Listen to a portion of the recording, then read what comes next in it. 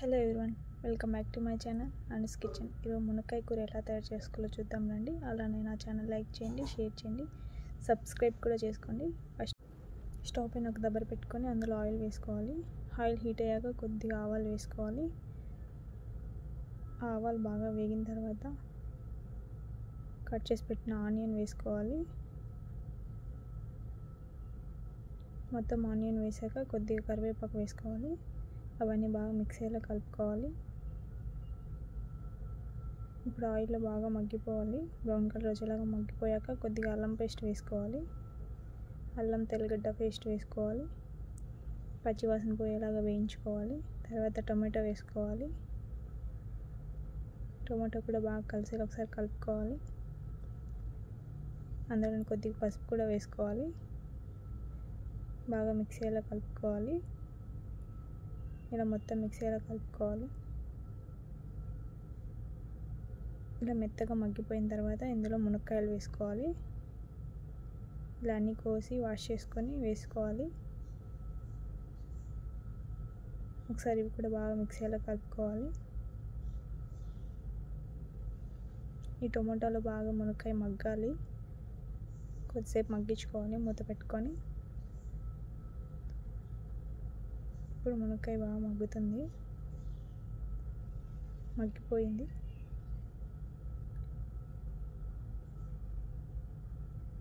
ఇలా మొత్తం మగ్గాక ఇప్పుడు ఇందులో కొబ్బరి పొడి వేసుకోవాలి.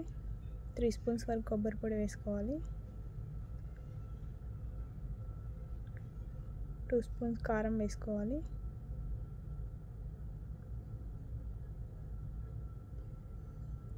ఒక 2 స్పూన్స్ ధనియాల పొడి కూడా వేసుకోవాలి.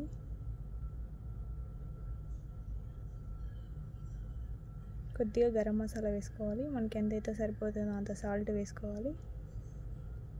అన్నీ వేసుకొని ఒకసారి మిక్స్ అయ్యేలా కలుపుకోవాలి. ఇలా మొత్తం మిక్స్ అయ్యేలా కలుపుకోవాలి.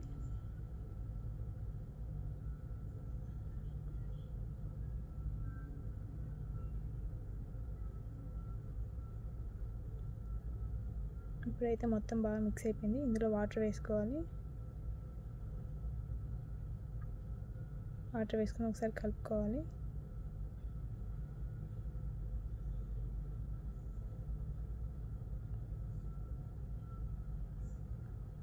బాగా ఒకసారి కలుపుకొని మూత పెట్టుకొని ఉడికించుకోవాలి.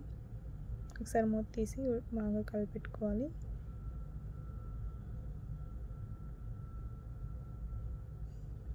ఇలా మొత్తం కలిసిపోయాక మళ్ళీ మూత పెట్టుకోవాలి. ఇప్పుడు మంటను కొద్దిగా సిమ్లో పెట్టుకొని మెత్తగా ఉడికించుకోవాలి. ఇప్పుడు మునక్కాయ అయితే ఉడికిపోయింది. ఒకసారి చెక్ చేసుకొని మునక్కాయ అయితే మెత్తగా ఉడికిపోయింది. ఇప్పుడు కొద్దిగా ఇందులోనే కొద్దిగా కొత్తిమీర వేసుకోవాలి. వేసుకొని ఒకసారి కలిసేలా కలుపుకొని స్టవ్ ఆఫ్ చేసుకొని పక్కన పెట్టుకోవడమే. అంతే, మునక్కాయ కూర రెడీ అయిపోయినట్లే. అలానే నా ఛానల్ లైక్ చేయండి, షేర్ చేయండి, సబ్స్క్రైబ్ కూడా చేసుకోండి. Thank you for watching.